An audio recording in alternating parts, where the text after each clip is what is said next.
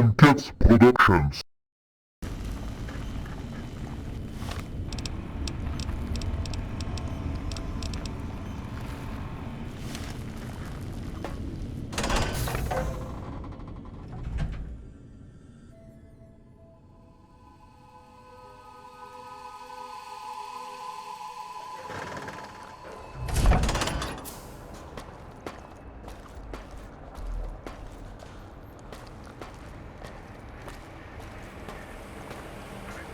The lobotomite return. I recommend watching your tone now. And what could we possibly have to speak about? With it, we can and we have so many questions to ask your brain first. About this Mojave place. A fertile testing ground for our experiments. That is the most insane thing I've ever heard. There's no way Mobius would condescend to step inside you. Besides, you speak the truth, and the decibel variation in your voice, it is Mobius. How dare you breach the think tank, and what do you want here? That's no deal at all. There's a whole world beyond the crater, filled with ideas and possibilities. We could have escaped, seen it all for ourselves, tested it, prodded at it, made it squirm. Partner with you, my foe, my rival, my foremost critic? I have a strange sensation that I would like that. How odd. Very well. Partner, the think tank is at your service as long as you do not destroy us.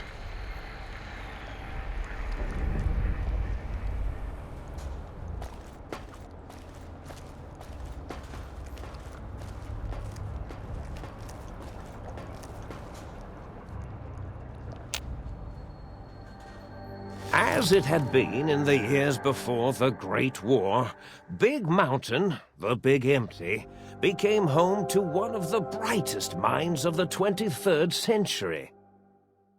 The Courier watched over the Big Empty for years to come, caring for it and keeping its discoveries safe until they were needed to help others. Which had always been Big Mountain's purpose. Past the laboratories and science, it had always been intended as a place to build the future of all mankind. The Courier had scoured much of the Big Empty, although secrets still remained in the crater's depths. Perhaps that was for the best, however. Curiosity, while sometimes rewarded for its efforts, often proves to be equally dangerous. Dr. Mobius continued his research undisturbed in the Forbidden Zone. As much as he had attempted to create better scorpions, he tried the same with humanity, with considerably less success. These failures didn't bother him overmuch. Once the rush of mentats wore off, he forgot he had failed in any event. After all, the bright young mind who had come to visit him in the Forbidden Zone had already exceeded his expectations.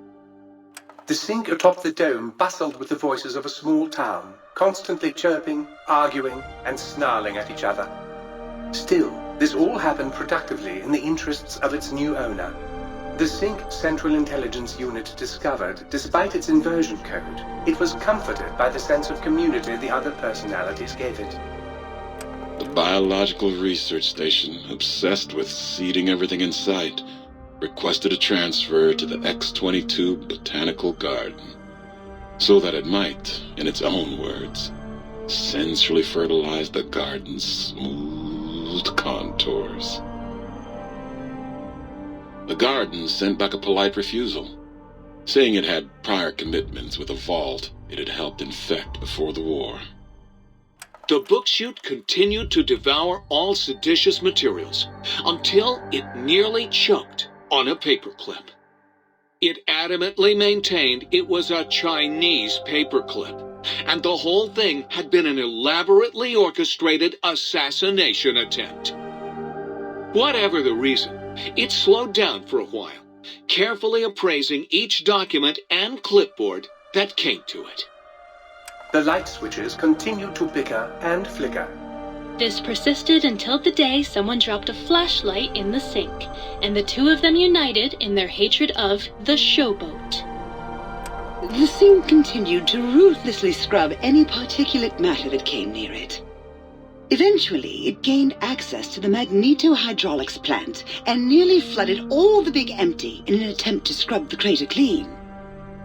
The toaster continued its psychotic spree, reducing all appliances in range to scrap electronics and spare parts. After one of its more psychotic episodes, however, the other sink personalities decided enough was enough and dumped the toaster in a bathtub. Sparking and hissing, the toaster swore its enemies would rue the day when they had bread and no way to toast it. Muggy did his best to collect coffee cups, although in his quest, he accidentally trapped himself in Higgs Village. It might have been the end for poor Muggy. Except, he found it peaceful there, tidying up the kitchens of the think tank professors back when they had been flesh and bone. Well, except for Dr. O, who was an asshole for having created Muggy in the first place. Muggy left O's house deliberately dirty, punishing the dishes and cups that lived there in blind revenge for serving Dr. O. Blind old Jefferson, with sounds the Courier brought him, created a symphonic counter-frequency that saved Big Mountain from sonic invasion in 2910. If you didn't hear about it, good. It was rumored by the other personalities that he had a brief fling with the light switches. Although he forgot their names much too often and was soon left in the dark as punishment. Autodoc, always gentle and methodical, kept sewing up the Courier in all the right places when the skin split open from repeated wear and tear. The Autodoc was just glad to have purpose again. It heard its simpler brothers and sisters who got shipped to the Sierra Madre bored out of their skulls in that toxic dead city. In time, the Autodoc found a way to deactivate the Y-17 trauma harnesses, releasing the corpses they had held prisoner for almost 200 years. As the Courier ran through the X-8 facility multiple times, the computers analyzed the test subject's movements. Rather than performing a superficial observation, they realized the subject barely knew what communism was, or even what a high school was. This confused them for a time, until the facility finally realized that its research had succeeded. So it let its cyberdogs out into the wastes to help protect small communities from physical aggression rather than communist propaganda. The infiltration program in X-13 felt spent, having repeatedly upgraded the stealth suit until it could upgrade it no more. It felt warm, fulfilled, and a bit sluggish. It realized not long after, the stealth suit had left it without so much as a note on the nightstand. So the infiltration program sent out robo-brains into the wastes, looking for its wayward technology. It eventually found Repcon HQ and set up a new research center, testing and murdering fiends who kept breaking into the facility.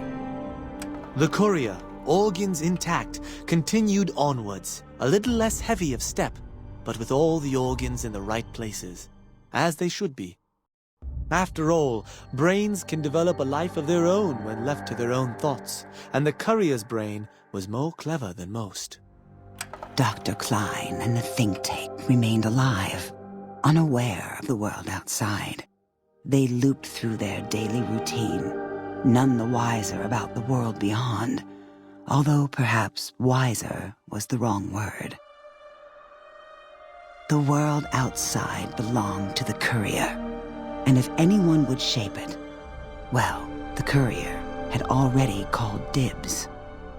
There is an expression in the wasteland, old world blues. It refers to those so obsessed with the past they can't see the present, much less the future, for what it is. They stare into the what was, eyes like pilot lights, guttering and spent, as the realities of their world continue on around them. Science is a long, steady progression into the future. What may seem a sudden event often isn't felt for years, even centuries to come. In the times following the Second Battle of Hoover Dam, however, Old World Blues took on a new meaning. Where once it was viewed as a form of sadness, nostalgia, it became an expression describing the potential for the future. It can be easy to see science as evil, technology unchecked as the source of all ills, all misfortunes. With the Courier at the helm, science became a beacon for the future. There was old world blues, and new world hope. And hope ruled the day at Big Mountain. We could say more, but the stories in the Big Empty speak for themselves. Now armed with the transportal Ponder, the Courier could return to the dome at any time and crack open the secrets of the Big Empty one by one. The sink sat vigilant, waiting for its master to return, shoes covered in Mojave dust. Only one road yet remained, and it was one the Courier had to walk alone.